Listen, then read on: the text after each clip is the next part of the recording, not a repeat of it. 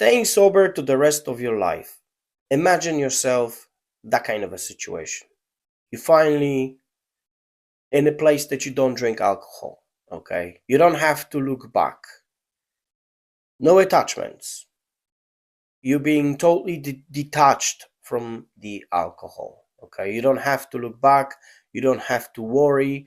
You don't have to, stress yourself about what I'm gonna do because the birthday is coming up. What am I supposed to do because family party coming up? What am I supposed to do because the wedding is coming up? What am I supposed to do because of this and that and that and that? I would like to give you 5 steps. Okay. Them 5 steps, these are exactly 5 steps I'm using myself. And it truly, honestly, sincerely works for me. Is it gonna work for you?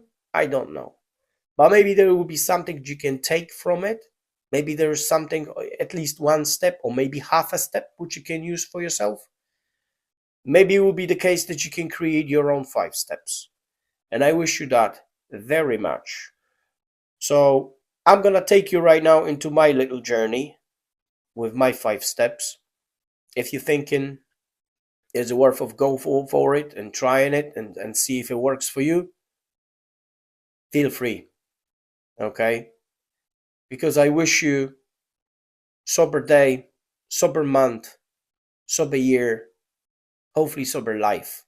And this is how I am actually attacking my sober life. All right then, let's get to it. Step one might look kind of a cliche. I mean, we're talking about the decision. Okay? Decision, decision, decision. I don't want to drink. I don't want to drink. Well, here's the thing. Just hear me out. With decision, that unfortunately or this unfortunately has to be your decision. This is what many people don't understand. I mean, just because you're gonna be pushed by someone towards sobriety, your family doing pressure for you coming up to idea that you don't want to do it because it's not the time yet. I want to do it my way. They pushing you, you're gonna get stressed. Then you're coming up to the point where you start hide drinking, yeah, because you kind of hiding your alcohol. You don't want them to see when you drink. I mean, if they're not gonna see that you're drinking, they're not gonna moan. We're actually forgetting about one important thing, that even if you're drinking and hiding yourself when you drink, you're still gonna get drunk. So even if they haven't been seeing you all day long with the alcohol, and coming up in that stage when you are slower and slower, and you know what I'm actually trying to tell you about this, how that looks like, exactly, then they definitely know that you've been doing something. But now it's just like, maybe in some cases will be embarrassing because you're trying to hide something which is actually impossible to hide. But when you coming up to the point of the decision that I want to stop drinking, that I want to get sober, that I want to get myself my better life, I would not recommend that to be a decision like it's just because you're coming off of the alcohol and you're hangover, and it's Sunday, you're angry with yourself because something failed. Maybe you're supposed to be ready somewhere, maybe you're supposed to do something. It's just because you overdone it. You know, everyone around you is angry with you because you did it again.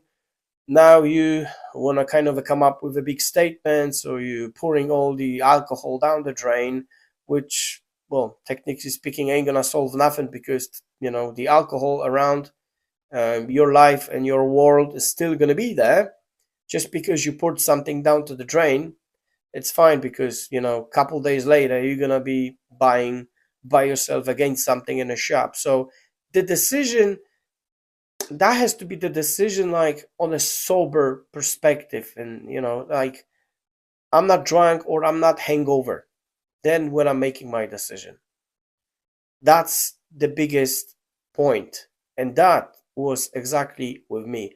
But what I did, I actually attached this decision to a certain date, because you have to pick up the date. You have to you know pick up the day when you are stopping. This is the time when I don't want to do it anymore. And I actually picked the day which is kind of important for me. So later, when you get to kind of a weakest point, lowest point, and you will, trust me, when you start your sobriety, I mean, first 2 weeks you might feel so strong, but later on you're gonna start having some doubts and not much clarity coming in. You're gonna feel a little bit stronger, so you're gonna start a little bit maybe lying to yourself that, oh, maybe I'm not that bad as I thought. I mean, look at me, 2 weeks away, blah blah blah.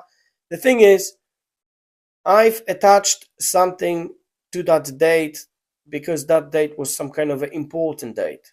So then if I would fail, then automatically I'll be coming up to the point where it's kind of a little bit pain in it involved in terms of that, wasted or something. And in my case, that was like a birthday, right? So I pick up my day the birthday. But it could be any important day in your, calendar, whatever that is. So you're actually planning that sobriety. It's not like something which will be made out of the, angry emotions, rather than like a perfect shot, made it by a sniper. So this is actually what I wanted. It's firmly, you know, picked the date. It's firm decision, and it's definitely time of the change. So picking the date by yourself, and in a moment when you kind of very much aware what you're doing, it's more important rather than they just randomly picking the day from out of the blue just because I don't feel well, or maybe just because this hangover is not a kind of a bearable like the other was, been kind of a work through, pass through. So pick the day and make sure this is your decision. Step 2, expectations. Now that's the problem for the people. That's why people, many people failing. Why? Because so far you knew only drinking, okay? And anything about sobriety, you might actually hear somewhere from stories. Maybe not everything's involved in it. Well, definitely not everything is involved in it, because little story does not cover what actually happened to you. How do you feel? What's going on? Everyone has kind of a different little exercises with that sobriety. First 6 months will be roller coaster.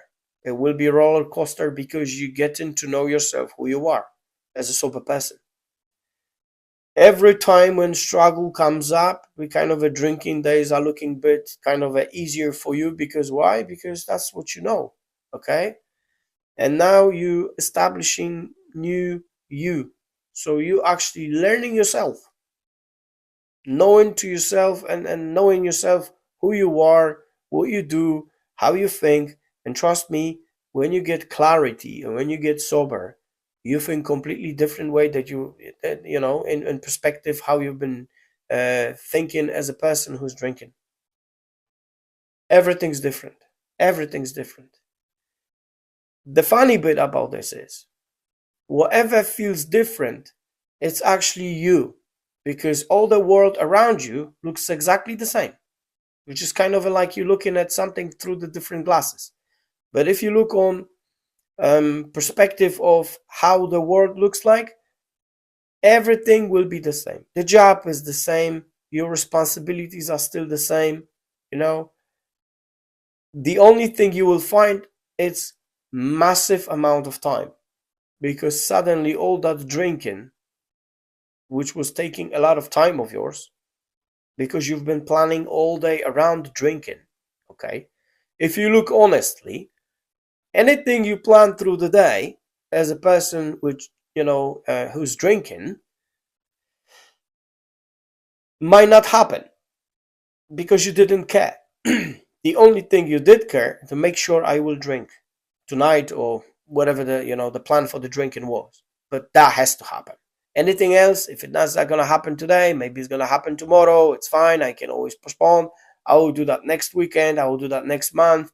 I will do after payday, and so on and so on and so on. But the drinking was the only thing which you navigate your life around it. Now you're gonna be navigating your life around not drinking, which means you're gonna have a plenty of time. And in the beginning, you're gonna be like, what am I supposed to do with myself? I will have to, reestablish everything, see everything from different perspective. You're gonna be surprised about a lot of things. A lot of things you will see that you missed as person who was, drunk. And now when you're sober, you're gonna be more aware of everything. That fog goes away, because so far I've been just only going around the drinking. Now I'm not drinking, so technically speaking, you see more, you understand more, and unfortunately, pressure goes on, because so far I had something I could use as a relief for my stress, but now I have to cope with that a completely different way. So that is a step two, and that takes time as well, unfortunately. That first 6 months, it could be 6 months for some people, could be a year for others. I mean, everyone is different. But the most important part, you took the chance and you go in there. And the more knowledge you're going to have around yourself, the better you're going to be with your decisions later. Step three will be your knowledge, because we're not, we don't just only stop drinking and everything's fine. Then there will be plenty other things which they involve in it. I mean, how the alcohol is, affecting you, but now you're gonna have the alcohol affecting you from different side right now. It's gonna be tempting you. Okay. Now, to get yourself in defense mode, you will have to understand what the triggers are, what the cravings are, and as long as you know the mechanism of the alcohol, how it works on you and what it does to you and how you feel with it, then you're going to be able to create some kind of a zone of defensive way, so you can keep that alcohol away from yourself. It's going to be the highs, it's going to be the lows, but as long as you understand what's going on and how it works and what to do, how to prevent anything from happening, your chances of survival are absolutely higher than ever. Even when you are in your lowest, you still can justify the right way. You still can justify how not to drink, because that's what we're doing as a sober people. We justify our choice of not drinking, because so far, for the years or decades, whatever you've been doing, you've been justifying the ways how to drink. So that's why everything was around drinking. Now, when you justify not to drink, everything is going around not drinking. And I can promise you one thing, that the longer you stay away from it, the more knowledge and the more experience you will get, and more comfortable you feel around yourself without the alcohol.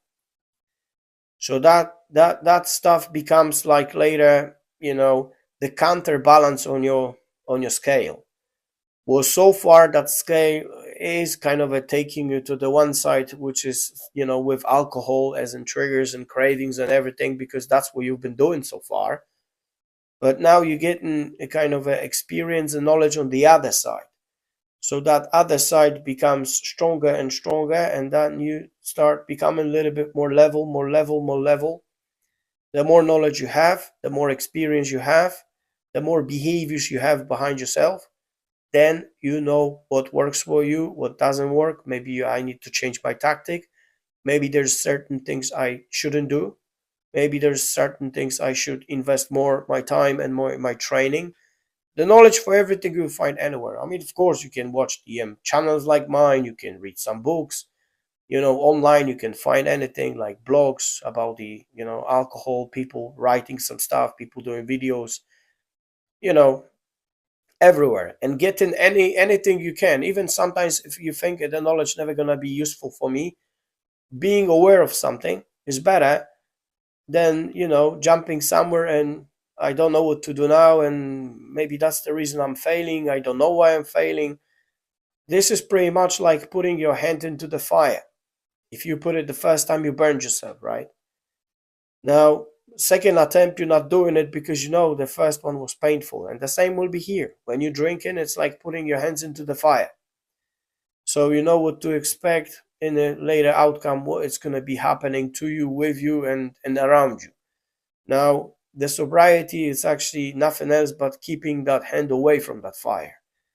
But it takes time, takes practice, and all that knowledge, everything you will learn, everything because you're gonna create kind of your own way of doing things. Not everything will be working for you, but that's fine. It's like in life, right? We're trying something. It's like oranges and apples, right? So, someone likes oranges, someone likes apples. They both sweet, but the kind of the taste temptation, I don't know, whatever you actually speaks to you more about the specific fruit, you will go for it because you prefer it more likely. But at the end of the day, it doesn't matter which way you're gonna choose, as long as it keeps you away from alcohol. That's exactly what you want to have. Step 4 is applying anything to yourself, right? So we got the knowledge, as I spoke already, which is great. You've tested few things, you see how it works. I'm strongly recommending to stay away from something like when someone tells you this is the only one way of doing it. Nothing else works. That's not true. That's not true, because you're creating your own way. You're creating your own path. And sometimes doing something like others are doing might be painful, maybe twice as longer distance, maybe, taking you longer to your place, whatever you would like to, just achieve destination wise by sobriety. No, just do it what you feel is best for you. That's what I'm highly recommended. Don't try to force yourself. Don't believe in everything whatever people say around you, because sometimes people are creating some stories and they're not true. I mean, once you're gonna start being on the sobriety mode, then you know how it looks like. Okay. So as long as you got your knowledge, and anyone who tried to convince you to something else might not work. Might not work because you know yourself. Nobody knows yourself better than you. And you know where to keep yourself, how to keep yourself, to keep going with that sobriety of yours. So yes, getting some informations all over the places, it's fantastic, it's okay. You can always have something in back of your head, because if something will not be kind of a going with you, you might see that you're going to be witnessing that going with others. But then, as I said, if something doesn't work and you tried it, you tested, you're seeing that you're uncomfortable with something, don't do it. There's no point. Always is good to listen to your own gut. The other way, if you are staying away from alcohol, but it's not creating any more abusive or any addictive, you know, behavior towards something else, it's fantastic, because some people are trying to replace something with something. I do understand that we're trying to replace the alcohol with something, okay? Because you want to stay away from the poisonous, thing which alcohol is. But if you're gonna drag yourself to something else, which is gonna be creating, addiction on the other level for something else, then you're gonna be just only shifting addiction from one point to the other, and you don't want to do that. That's not the case. I wouldn't recommend that one. Replacing thought with another thought because you shift, focus from something. It's just like sometimes people are saying that you can't, you're unable to stop your addiction because you're concentrating too much to drop this away. So this is like you having a plate in your hand and you try to put it down, and you would like to pick another plate with the other hand. So if you're gonna be looking on the plate, you're trying to put it down and you focus too much on it, you're not gonna be having enough focus for the other plate you would like to lift. So wherever the focus goes, that your attention and energy will be going towards. Okay? So stop worrying too much about something, like because someone did something and I'm not trying the same stuff, and let's say it doesn't work. You get frustrated because of this. And then you're thinking, oh, maybe I'm not good as that, or maybe it's like it could be 1,000 thoughts in your head in the moment, especially where we get frustrated if something doesn't work. Remember, the sobriety is very much private, personal. And as long as keeps you away from the alcohol, as long as you keeps you in a healthy check, that's all you want. Step 5 is time. Is it time important? Is it not important? I think that depends, and it's pretty much private thing. If we look on counting days, for instance, is it good to counting days or not? Some people are saying they counting days and get frustrated because it's going too slow, or they're trying to do day to day, or whatever the tactic is. It doesn't really matter. I mean, I just like after a certain time I stopped counting days, and now because you might have like an app in the phone that shows you how many days you clean, how many days you sober, however you want to call it. To be fair, the number which shows you how many days you don't drink, it's kind of like showing you what you're doing well. Okay, this is like pretty much like statement in the bank. The more days you have, it's like more money you have. In that perspective, the more days you have, the more money you have. So that means that you're managing your time or money well. So with this example, for instance, it's okay. You should be proud of it. You should be proud of it because you need to remember there's many people they're struggling to put the alcohol away for 24 hours. You might be 30 days, or maybe you just only 59, 100, 99. But there's many people they would love to be in that place where you are.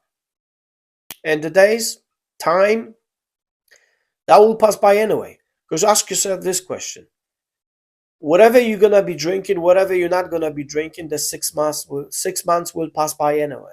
But the year will go, 10 years will go anyway. But to be fair, I think the more you go towards the longer distance, and the longer distance you become proud, because you should be proud. You stop drinking, okay?